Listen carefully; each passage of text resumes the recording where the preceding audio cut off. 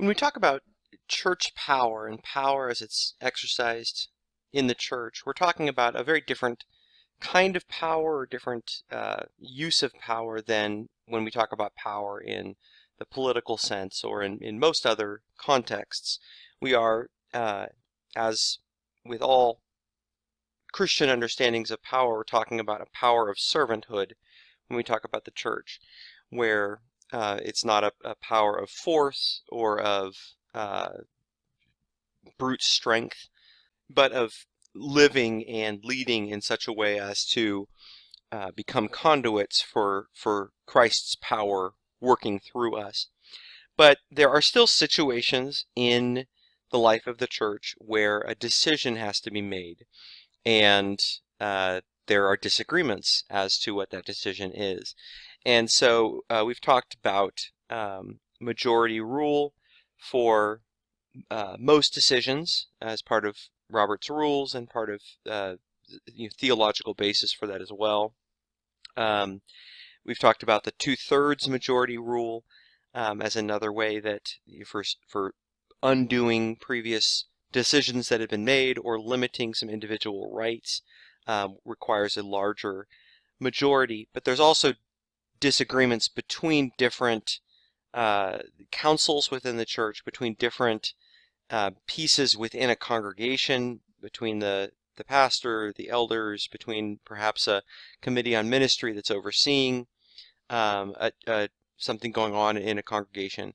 And so there needs to be, as wary as Presbyterians are of any kind of hierarchical power, there has to be some sort of chain of command to make decisions in situations like that.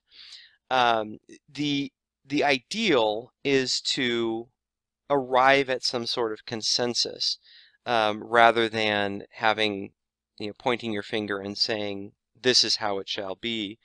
We had that conversation, the discussion prompt about times when we have either ourselves or witness someone else technically win a debate or win an argument or win a verdict, and yet lost something bigger in the process, whether they lost the narrative arc, whether they lost the loyalty or the love of the people, whether they lost some bigger picture item.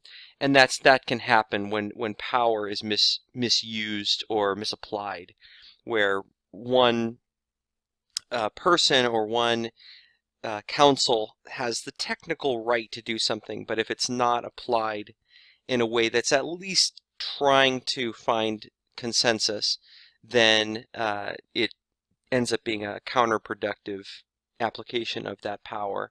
There was a question in the question of the week forum about we have majority decisions, we have supermajority decisions.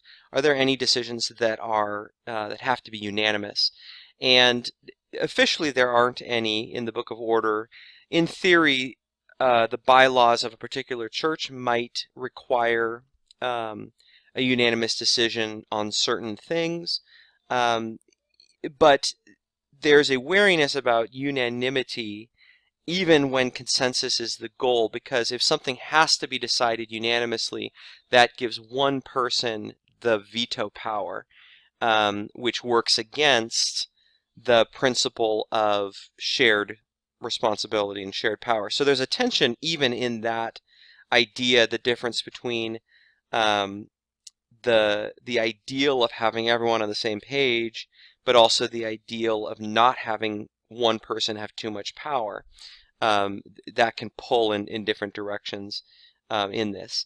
So we'll look at some different the different groups that exist, the different kind of potential locuses of power in the denomination, and what are some of the decisions that would be lodged with a different group. So we'll start with the power of the congregation.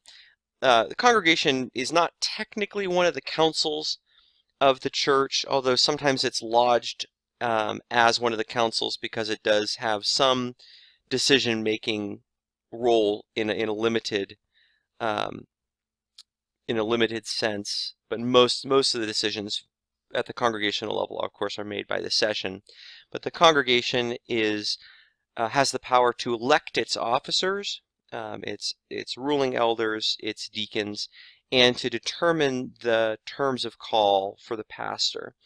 Those are really, there's a few other things having to do with property sale, but those are the ones that you deal with on an annual basis, like at a congregational meeting, where most of the decisions that they make then are granted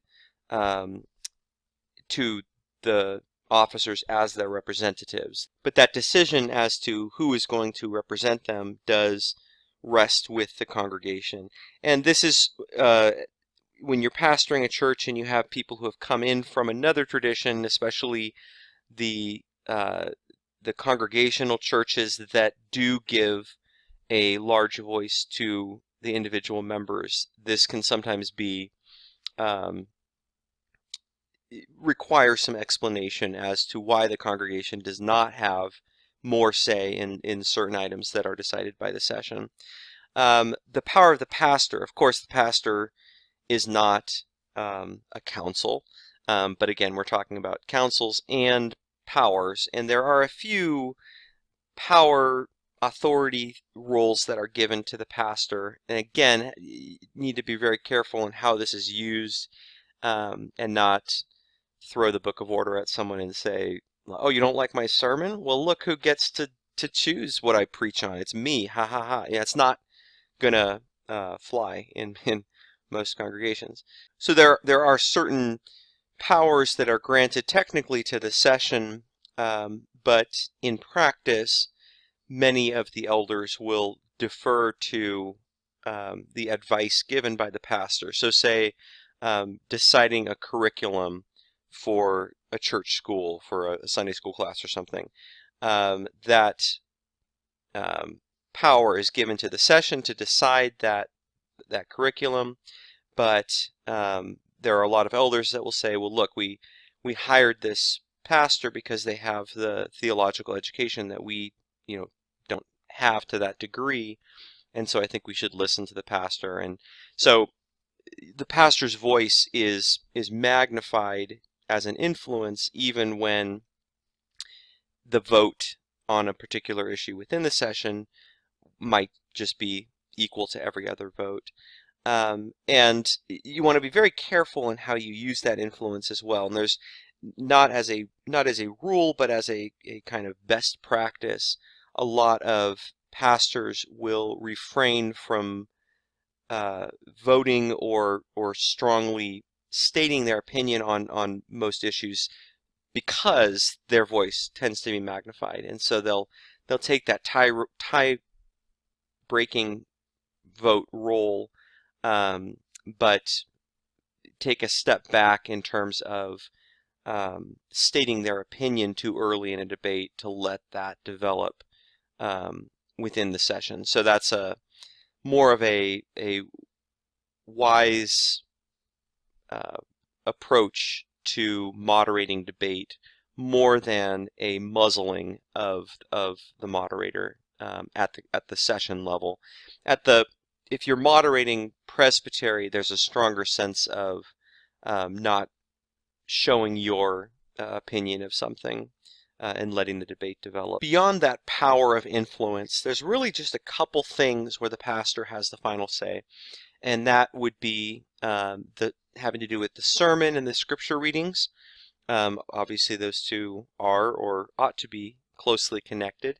So the pastor gets to choose what to preach on. The session does not have to approve a sermon or anything like that, which gives a freedom in the pulpit. And then the other big thing is the selection of hymns and of music and the arts as they are incorporated in the service as another way that Scripture can be interpreted. This tension does come up with some regularity in many churches. There are conflicts between the pastor and the choir director or the organist.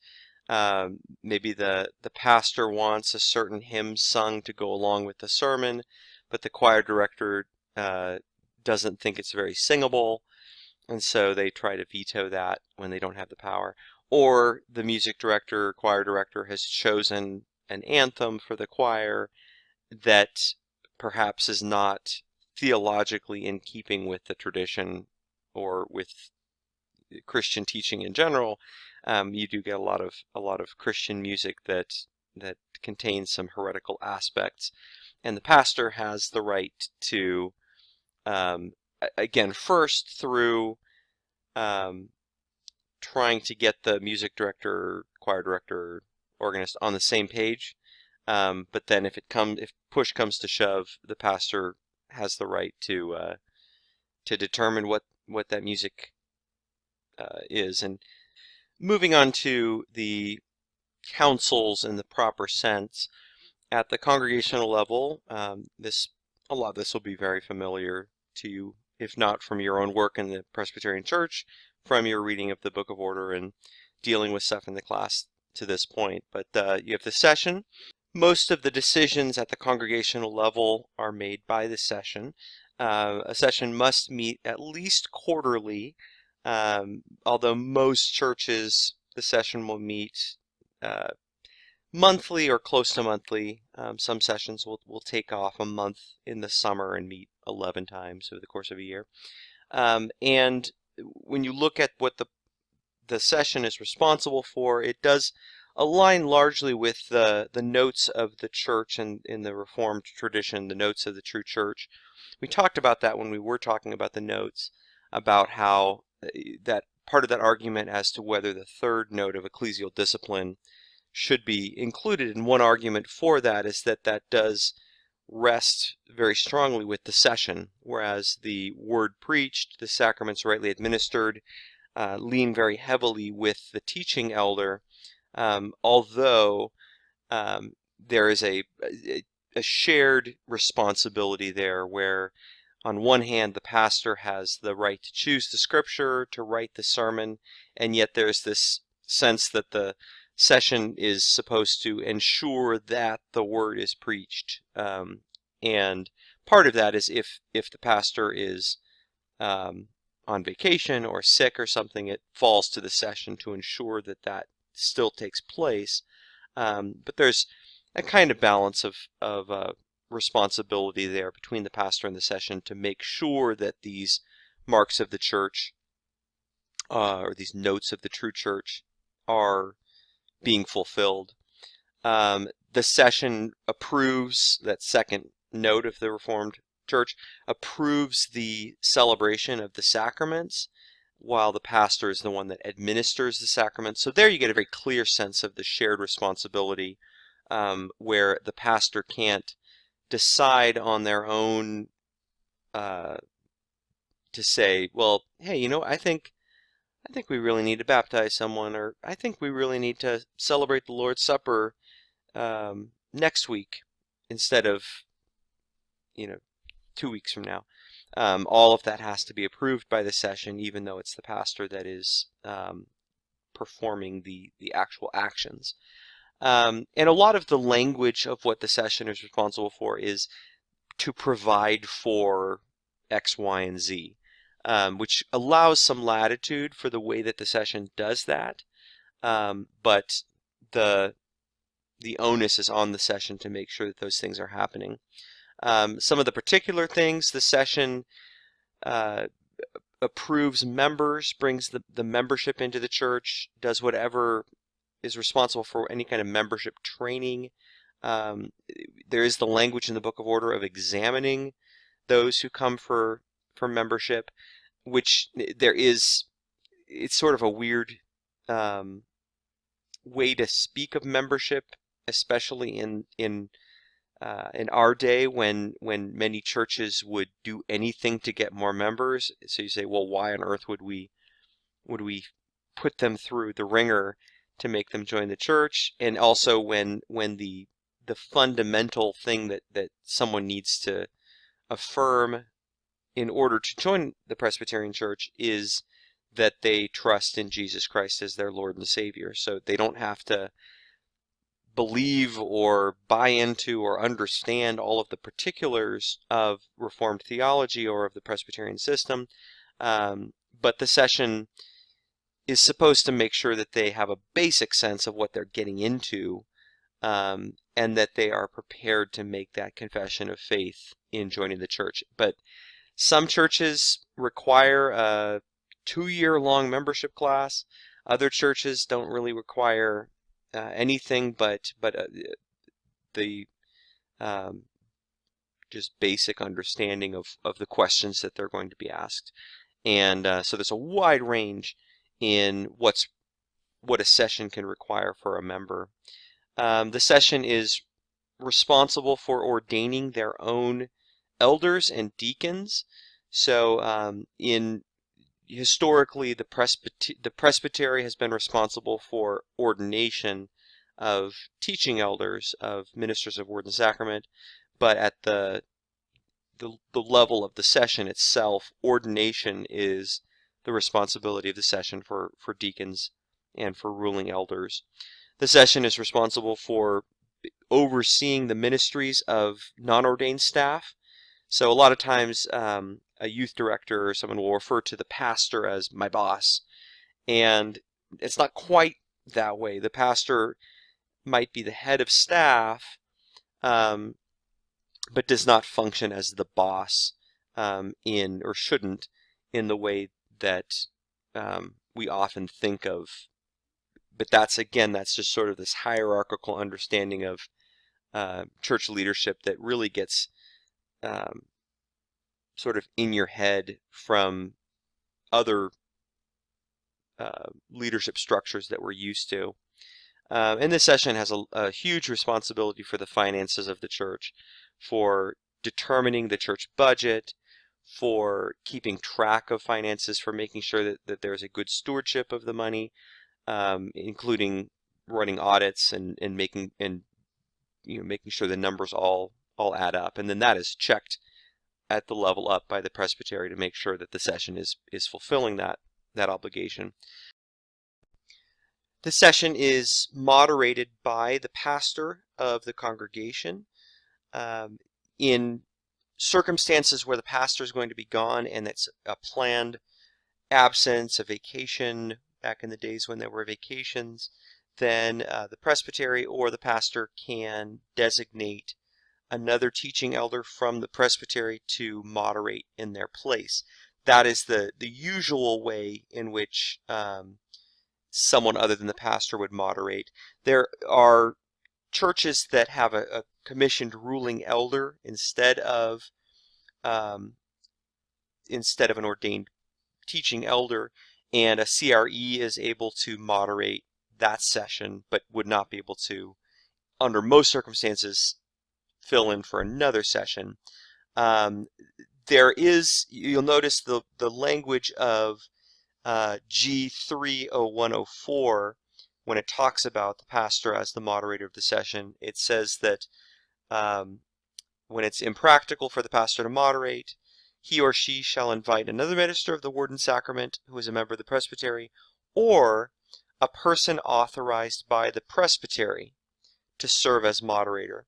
There you see the broad power of the presbytery, and some presbyteries, mine for example, is giving sessions the authority with the pastor to name another member of that session as sort of an emergency backup moderator if the pastor should become suddenly ill. So that's an unusual circumstance that is where the authority to do that is granted by the presbytery, given the circumstances that we're in right now. Now, the real locus of power in the Presbyterian Church, which makes sense given our name, is the presbytery.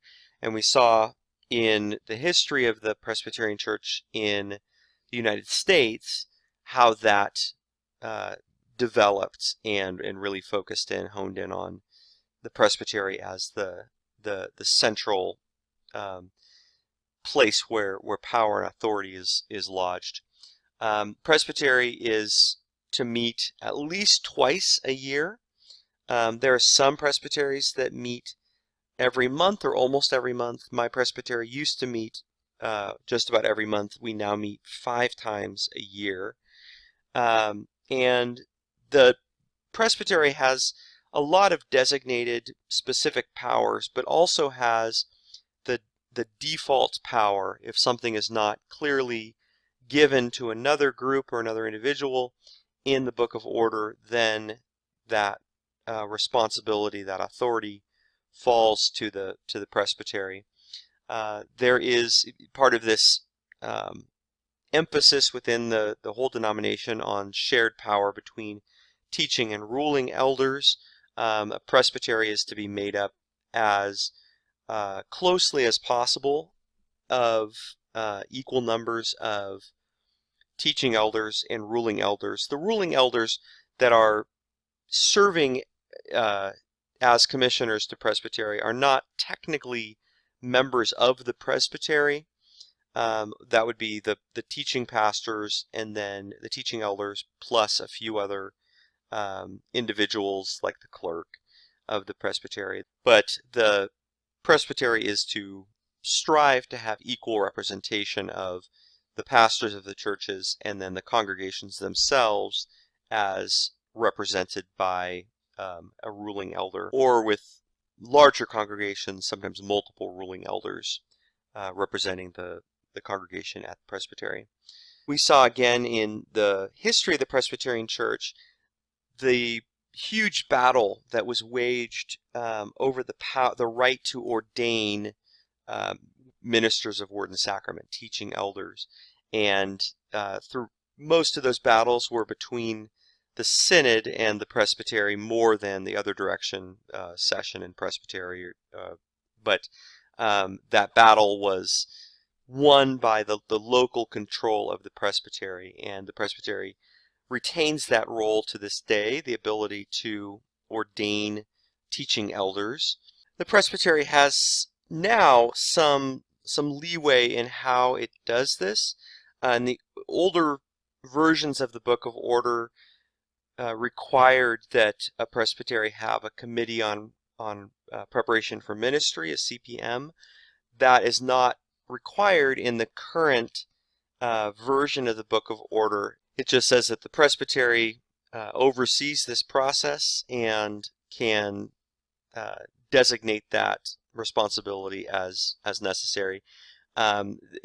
Certain shifts in the numbers of Presbyterian churches and in different presbyteries have led to some changes in which aspects are required and which are just sort of customary. Same thing with a committee on ministry. Takes a lot of the oversight and assistance and stepping in to take the authority from a session should that be required. There used to be a requirement that a presbytery have a committee on ministry. That is more flexible in the current wording of the Book of Order, although most presbyteries do take that step of having a committee on ministry just as a practical thing so that the whole presbytery is not responsible for some of those really careful oversight responsibilities that they would need to do. And then one of the ways that you really see the power of the presbytery is in the ownership of property. And this is something that has come up for a number of you in the class. Those of you who have been at churches that have gone to the ECO, and we'll have another lecture coming up on property in the Presbyterian Church, because that's where some of the biggest tensions come up when a church tries to withdraw from the denomination to remember or learn that the property is held in trust for the presbytery itself. You may have been surprised in learning about the history of the church that there was a time when the synod held a great amount of power, and now that's a word that we don't use very often because it's sort of the gets lost in the mix of authority in the church. And I don't even know when or where our synod meets. I know that it's the Synod of Southern California and Hawaii. So, of course, if there's ever a meeting in Hawaii, I would gladly volunteer to be a representative there. But other than that, we don't know what the synod does unless if there's a problem. And that's usually where the synod does step in, is as a sort of a court of appeals for presbyteries, in a way. A synod has its own permanent judicial commission, and then is responsible also for reviewing the minutes of the presbyteries to make sure that everything is in order. And then the General Assembly, of course, being the council of the whole church, representing every aspect of the Presbyterian Church, currently meets every other year. Currently just wrapped up their meeting, the first one ever done virtually. And the General Assembly there is an office of the General Assembly and a clerk of the General Assembly that is, and different mission arms and relief agencies and stuff of the General Assembly that are active year-round, but the General Assembly proper just meets those every other year. So it's when you speak of General Assembly, usually you're referring to the meeting that takes place every other year. You're not referring to the whole denomination, in which case you would just say the PCUSA. So it's a little bit confusing that there is an office of the General Assembly that's always there, but General Assembly only exists kind of when it's meeting. And the General Assembly, when it meets, does have a lot of business and a lot of important things that it considers. A number of these, the more important, like, say, revising the Book of Confessions, or adding a confession, or even changing the Book of Order, requires then to go back to be approved by the presbyteries. So there's a lot of what the General Assembly does is still points to the presbyteries as being the central power. But there's still a lot that the General Assembly does, and which the clerk of the General Assembly does, and which the moderators of the General Assembly do, that presbyteries would not be able to do in terms of speaking in a unified voice for the denomination. And so in establishing ecumenical relationships, the office of the General Assembly plays a big role. In coordinating the mission activity of the whole denomination, the General Assembly plays a big role. And then in issuing interpretations of the Book of Confessions or the theology of the church, in issuing authoritative statements. A lot of times there'll be some world event or political event that sort of requires a statement, and we don't have a pope that's going to issue that statement, or a Archbishop of Canterbury who's going to issue a statement. And so it's the office of the General Assembly, and specifically the clerk, usually, that will make those statements on those types of issues. And the General Assembly can also commission studies on theological issues or on practical issues in the church, and a number of these are quite good. You can find them, some of them have been bound together in a book, other ones you can find through the archives of the denomination, but there's a lot of untapped resources in General Assembly study on things like church and state relationships, or the theology of marriage, justice issues, science and the church, all of those things when they become sort of hot topic, potentially divisive issues. The General Assembly can commission studies to help the presbyteries and individual churches think through those. And again, I commend those to you. And so again, when we look at these graded councils, it's not exactly a hierarchy, even though sometimes it does look that way. Where a hierarchy would come into place would be through appeals, where a session can appeal to a presbytery, can appeal to a synod, can appeal to General Assembly. That's really the only time when you see the power working in what we might think of as a hierarchical form. Other than that, what keeps it from being that is the representative nature, where presbytery is made up of the pastors that moderate the sessions, and synod is made up of representatives from the presbyteries. General Assembly is not made up of representatives from the synod. That's sort of the weird position of the synod. The General Assembly is also made up of representatives from the presbyteries. And so it's not this disconnect between these different councils, but each larger council is made up of representation of the smaller councils. I'd like to say a little bit more about the session, but I won't do that in this lecture. I will add that later because we've gotten a number of questions through the question of the week about the session and its committees and working with a difficult session and training a session. And so I think I'm going to add a lecture just about the session that I will add. I won't add that tonight, just because you'll be moderating sessions, and so you'll want to know how they function or how they ought to function, and rarely do. But I'll add that later as something that hopefully will just be helpful for you as future moderators of sessions.